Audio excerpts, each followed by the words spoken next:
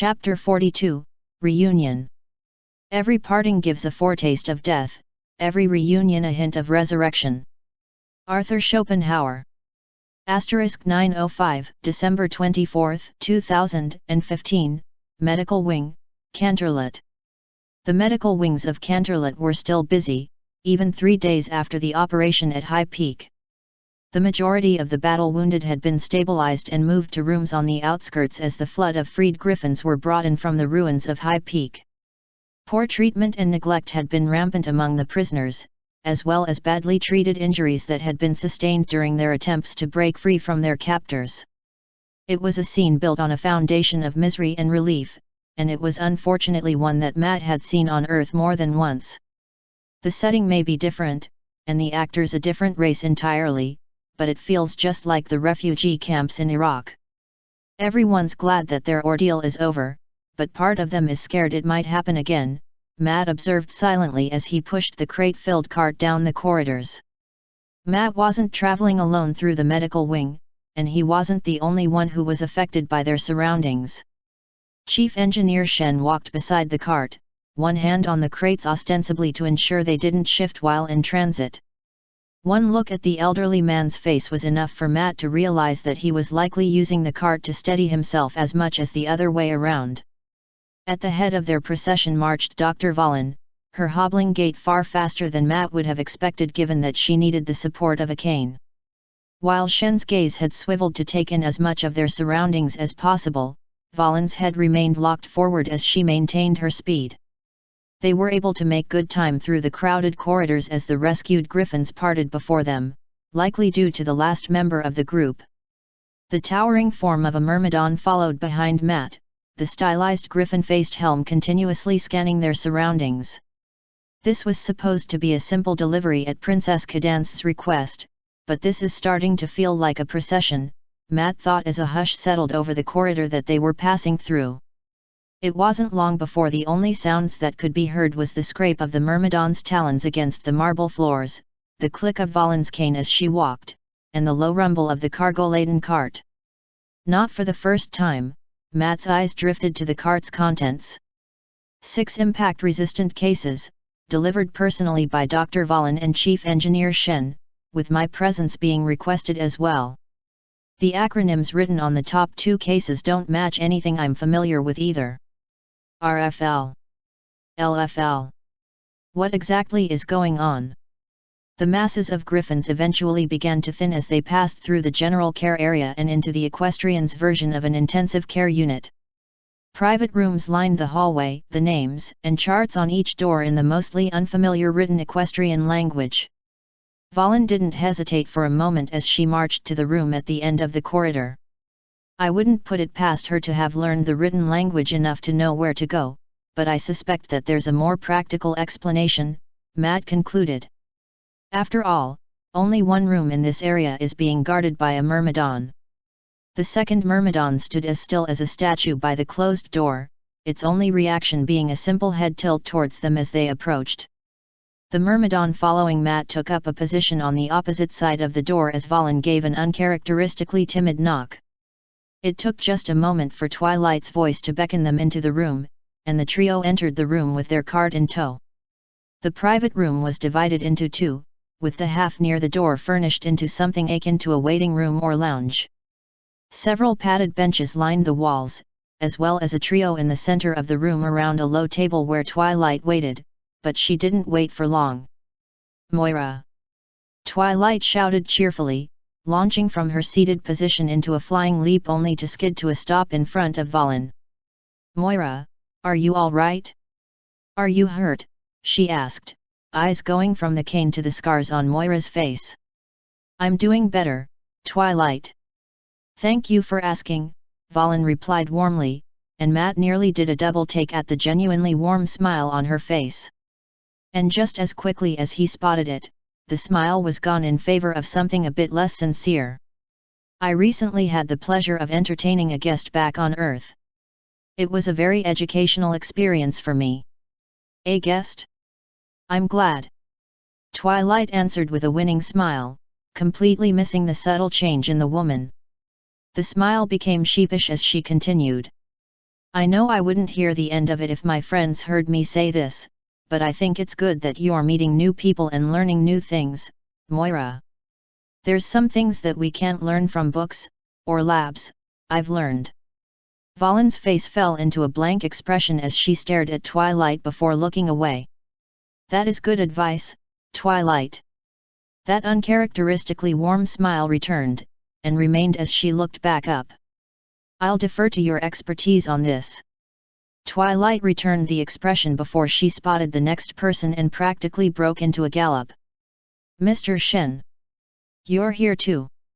She looked between the assembled humans, her good mood slowly turning into worry. I'm glad to see you again, but I know you are both really busy. If I had known you were here, then I would have come to you so you wouldn't have to stop what you're doing. Her rambling words drifted off as she again looked to Valen, then Shen, then Matt for some sort of answer. We're actually here to see Princess Cadance, but I'm glad we got to see you along the way, Shen answered, his voice soft.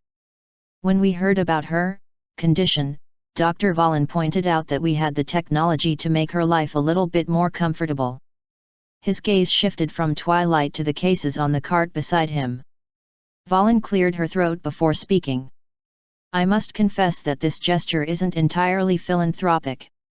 Part of this gift is a pair of heavily modified Bellerophon armatures, and we are hoping that Princess Cadance will eventually be able to assist in testing them. Our own testing has proved to be less than successful. It was clear by the look on Twilight's face that she didn't understand, but any clarification would have to wait as Shining Armor entered from the other room. The stallion had seen better days, his neck and most of his head wrapped in bandages. Dr. Valen, Dr. Shen, he greeted, his voice colored with equal parts worry and relief. Before we start, I wanted to offer my thanks for what you are doing. The princesses and I will never forget this. Shining stepped aside and motioned with his hoof, she is ready for you now. Shen nodded, taking Matt's place to push the cart in Valen's wake. When Twilight moved to follow, Shining barred the way. Sorry, Twily. Cadance doesn't want to see you just yet. Just wait here for a little bit, all right, he said, voice quiet and pleading as he watched Twilight. Only when she turned back toward her bench did he finally relax and go back into the room. Suffocating quiet filled the void before Matt took a seat on the bench beside Twilight. A glance to the Alicorn showed her gaze locked on what little could be seen of the next room. His right hand came to rest on Twilight's shoulders, and he gave her a gentle squeeze. More than once, Matt tried to offer some comforting words, but came up short. It was Twilight who finally broke the silence. Why doesn't she want to see me? She whispered. I want to give her a hug and make sure she's okay. Twilight glanced away from the doorway to Matt, her wide eyes begging for some sort of explanation. Several moments passed before Matt was able to give voice to a response. I don't think she's all right, Twilight. The aliens aren't gentle with those that they capture, you know that. An unwelcome memory of seeing Lana in an infirmary bed after she lost her arm caused Matt to wince before he continued. Cadance probably doesn't want you to see her the way she is at the moment. She's probably weak from her time with the aliens, and she doesn't want to shatter the image you have of her with the way she is now. Matt's explanation drifted off as he caught sight of the movement behind the doorway to the next room. Twilight's gaze drifted in the same direction, and she let out a choked sob at the sight. Not much could be seen of the other room from their current position, the doorway being mostly blocked by the cart that Matt had helped deliver. Shen stood by the cart with the RFL case open, his hands already reaching inside. The piece of equipment inside was a shocking shade of pink, with a series of joints running along it, giving it the appearance of a prosthetic limb designed for an equestrian, Matt realized, his breath catching as the pieces fell into place. There's 5 other cases, too. Anything else that he might have thought was postponed with Twilight buried her face into his side. It's all right, Twilight. She's back with us now, that's what matters, Matt whispered as he again gave her shoulders another squeeze. This is probably a bigger shock for her than when Lana snuck out of medical after she lost her arm. I still remember how much it hurt to see my dad returning home from the army with a limp and a cane. Twilight's sobs gradually subsided, but she didn't pull away, and Matt remained silent as Shen retrieved each of the limbs on the cart. It was when the elderly engineer retrieved the last of the limbs that Matt came to an uncomfortable realization. "Twilight?" he asked, hesitation clear in his voice.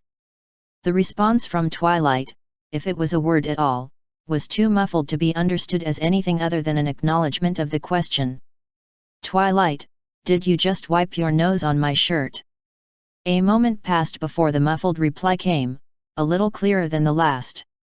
"Maybe." Despite the heavy mood in the room, Matt couldn't help but give a helpless chuckle, which Twilight added to a moment later. "Well, I'm glad I was here to help you with that," he added with a sigh and a gentle pat on her head. The quiet moment was broken by Shen's coaxing voice, followed by unsteady hoof steps. Both Matt and Twilight looked up to see the elderly engineer backing into their side of the room slowly, and Shining Armor followed with Princess Cadance leaning heavily against him.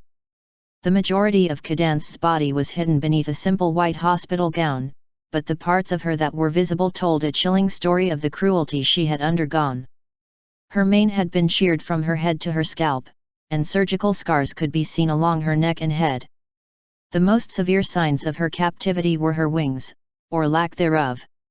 In their place was a pair of prosthetic replacements painted the same hue as her coat, folded neatly against her sides. Cadance's eyes were wide and haunted, unable to rise from the marble floor as she placed one prosthetic hoof in front of the next as she entered the room. "Cadance!" Twilight nearly screamed as she launched from her seated position to gallop towards her sister-in-law. She skidded to a stop just in front of Cadance and began to bounce from hoof to hoof. "Sunshine, sunshine," she said in a sing-song tone, but slowed to a stop when Cadance didn't immediately respond. "Twilight," the elder alicorn spoke, her voice strained and weak. "I'm sorry. I don't think I can give the usual greeting anymore."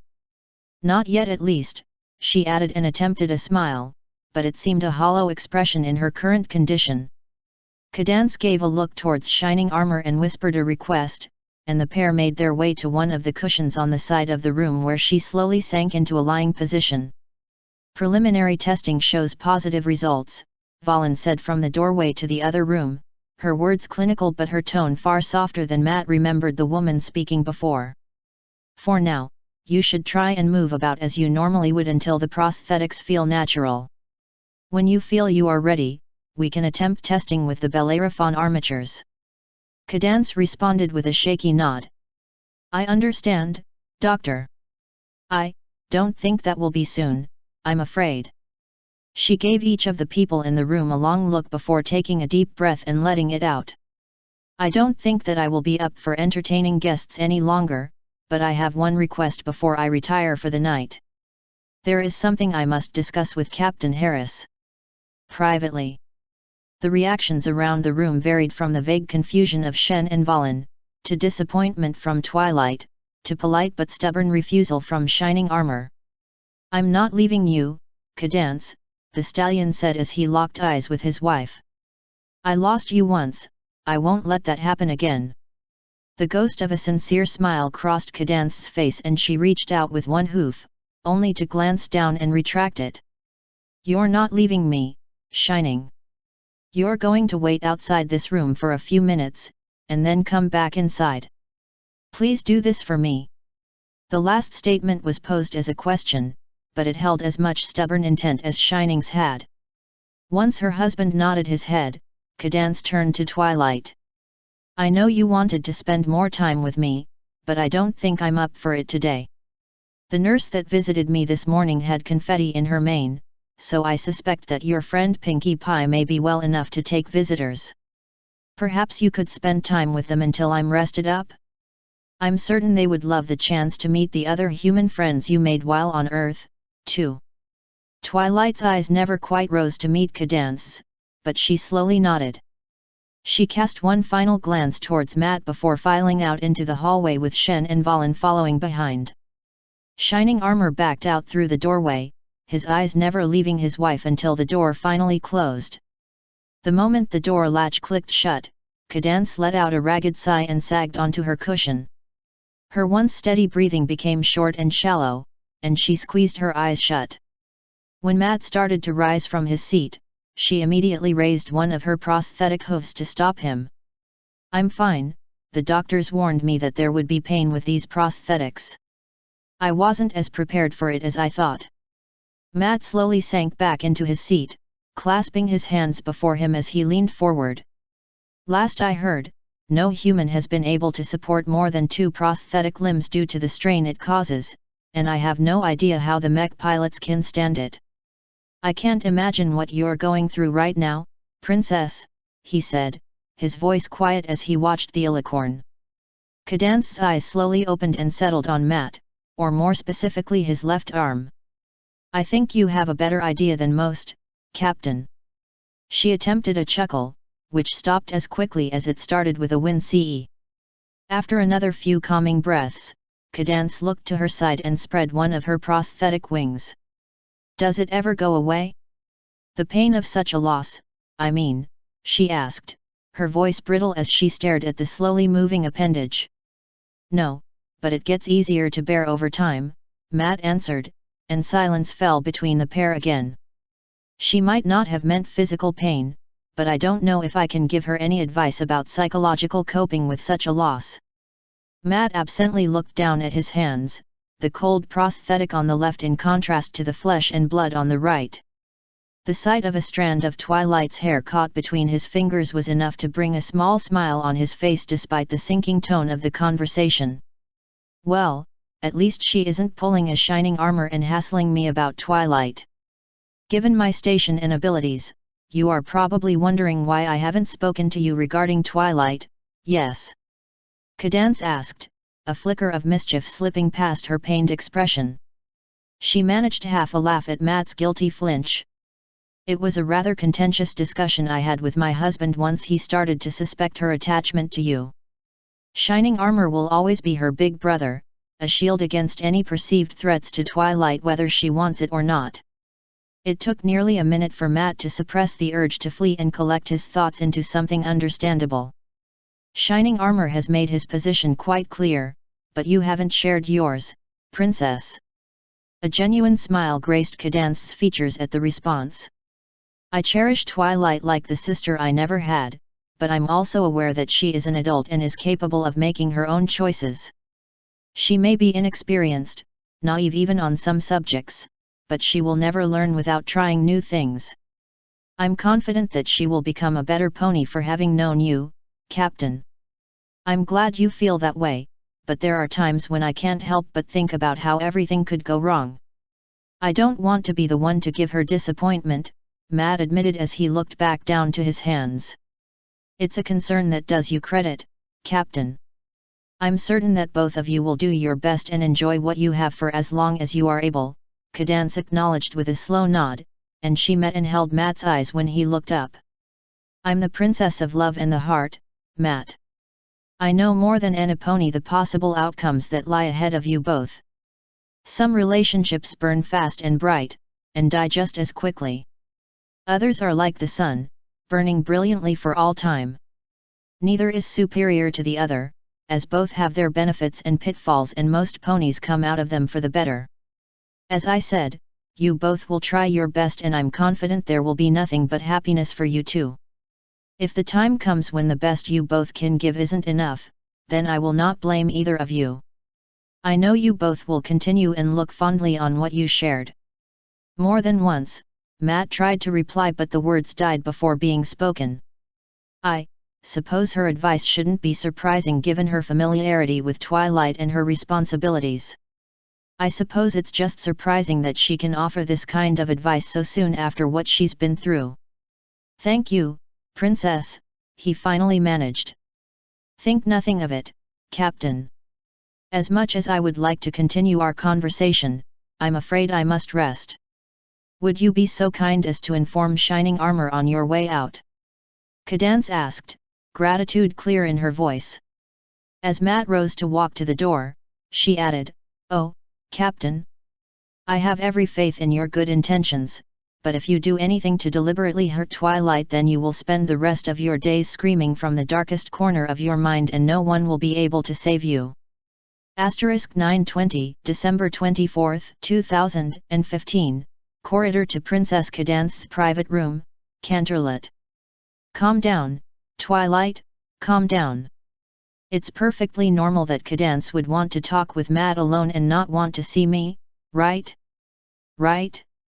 The thoughts raced through Twilight's mind at light speed, and it took more than one calming breath to get them under control. Focus, calm, breathe in, breathe out.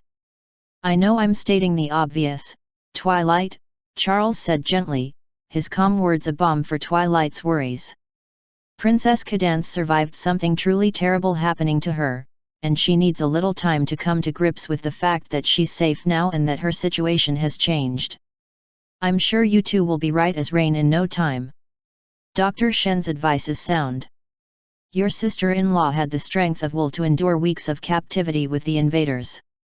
I don't doubt that it was thoughts of you and her family that allowed her to do so, Moira offered with a small bit of hesitation before continuing. Both Dr. Shen and I will be remaining here to help monitor her recovery and acclimation to the prosthetics. The reassuring words from both of the humans didn't quite defuse Twilight's anxiety, but combined with another breathing cycle was enough to minimize its hold on her. Thanks, both of you, Twilight finally said while offering the best smile she could manage. Cadance is right, just like she always is. I think spending time with the girls will be good, Twilight thought, a small amount of guilt bubbling up past the anxiety. I haven't spent nearly as much time with them as I should have. I can start fixing that now.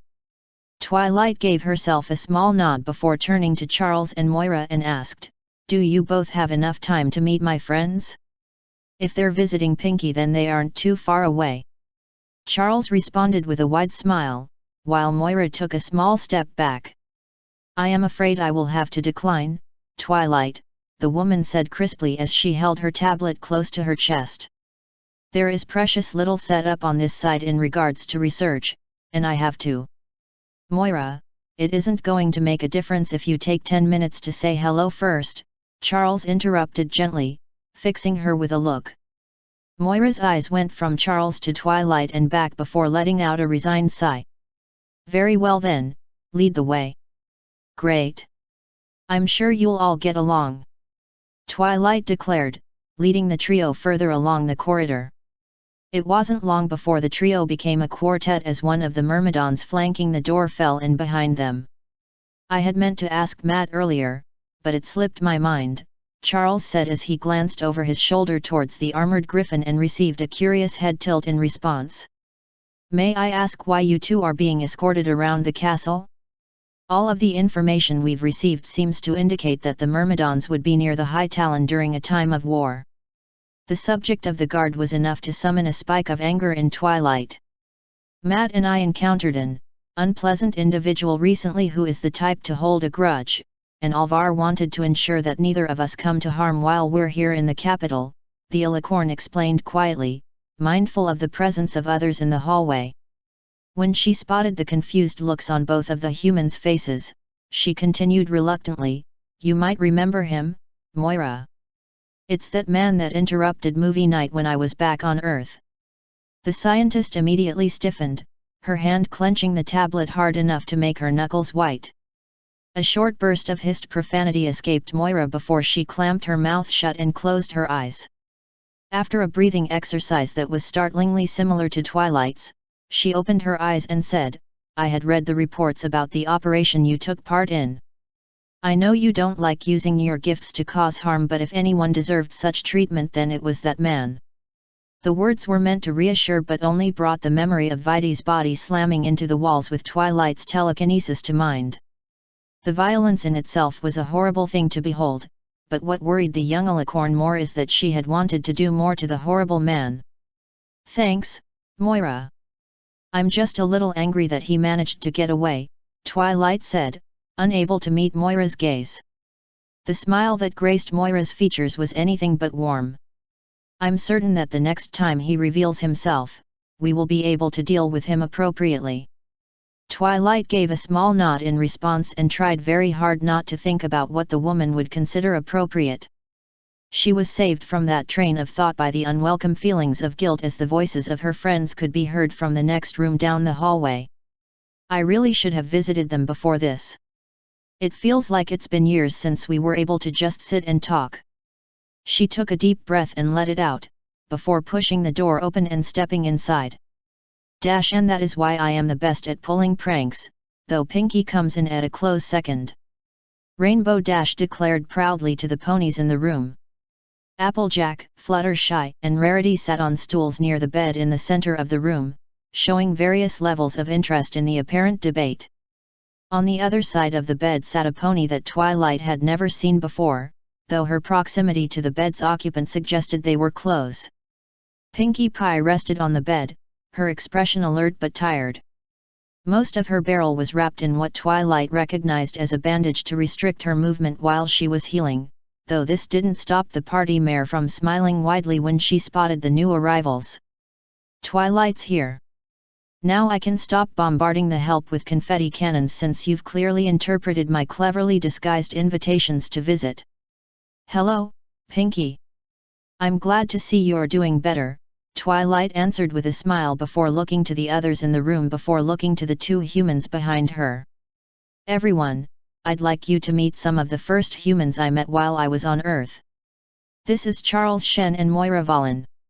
She paused for just a moment before raising a hoof to her equestrian friends. These are Rainbow Fluttershy, Rarity, Applejack, and Pinkie Pie, Valen finished crisply as she looked at each pony in turn before finally settling on the Earth pony sitting beside Pinkie. I do not know your name, but judging by facial structure I would guess a family member. Cousin or sister? That's right. Pinkie shouted, but her cheer was aborted with a wheeze as her excitement was clearly testing the bounds of her bandages. She's my sister and her name is Maud Pie and she's very happy to meet you. The pony in question did little more than blink in response despite Pinkie's assertion of her emotions. Yes, well, it was very nice meeting you all. Pinkie, I wish you a speedy recovery, Valen replied before turning on her heel and exiting the room less than a minute after she had entered. Shen's disappointed sigh filled the silence in the room. I suppose we should be thankful that we were able to get that much out of her before she left. I'm sorry, Twilight, he said with a sympathetic look to the alicorn. Well, she wasn't very friendly, Applejack observed with a huff, and the other girls started to nod. How exactly do you befriend a person like that? Rainbow let out a suppressed laugh. Probably egghead stuff, like math, or other boring stuff.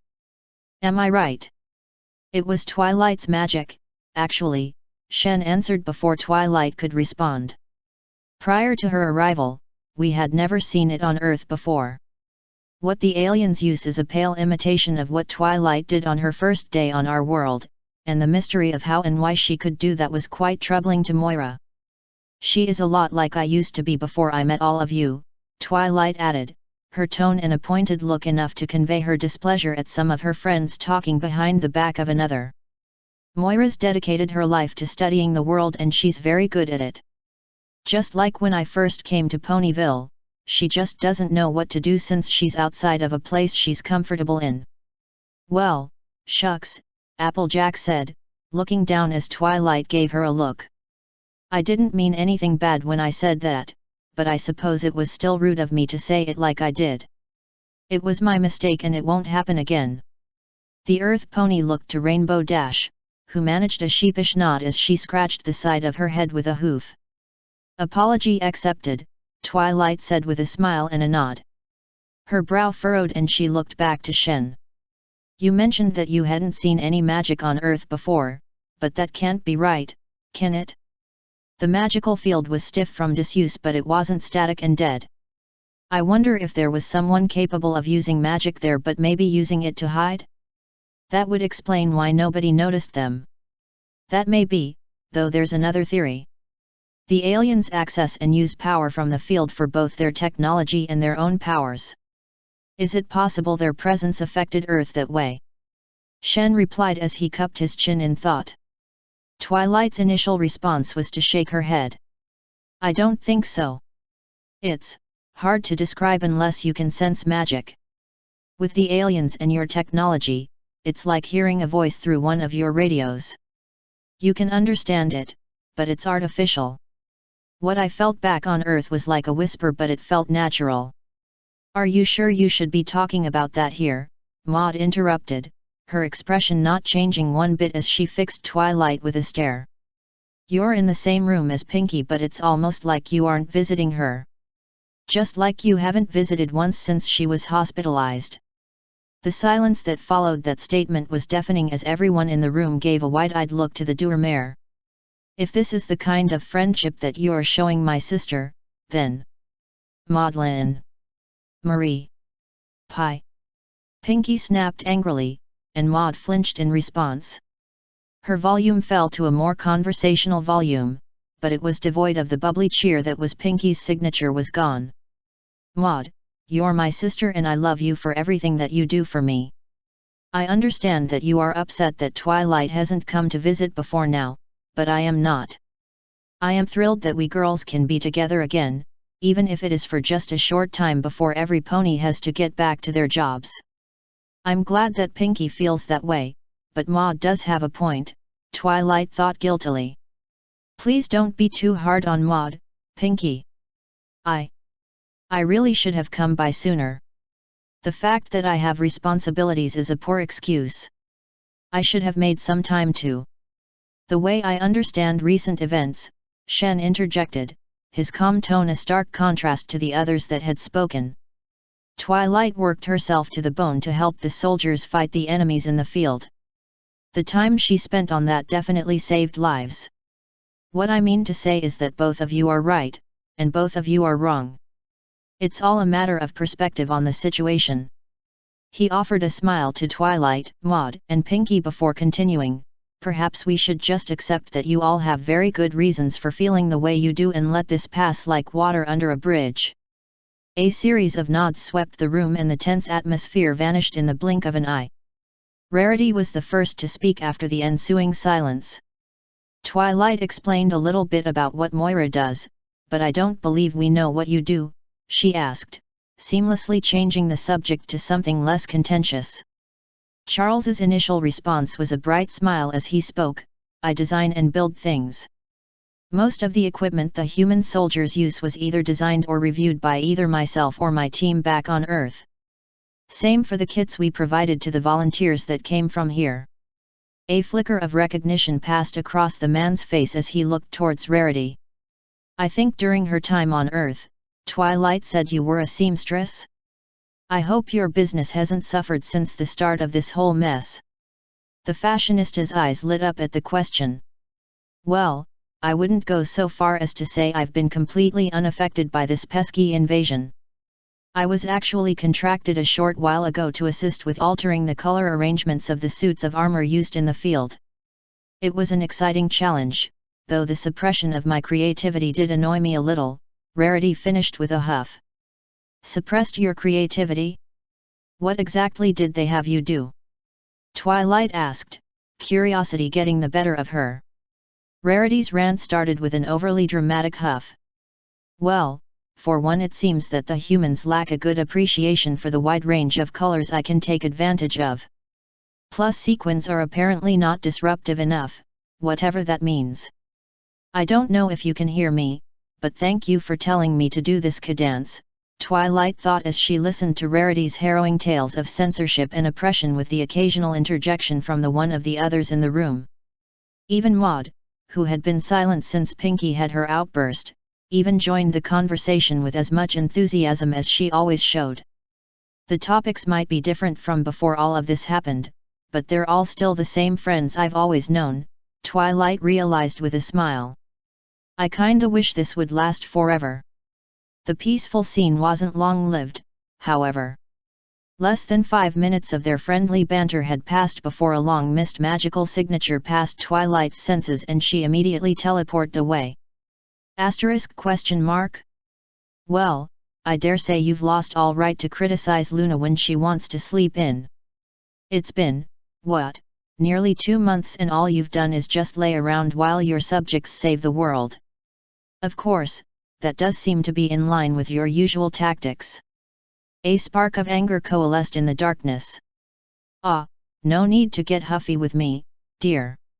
I know that if it weren't for the curse then you would have dealt with every threat that harried your little ponies in ways that would give a dragon pause. And I'll admit that your little siesta is partially my fault. After all, the curse that prevents you from directly harming anybody also applies to yourself. Quite unintentional, I assure you. But enough about the past, it's now time to concentrate on what lies ahead. The reason you have not awoken is because my devious little curse is keeping you from self-destructing.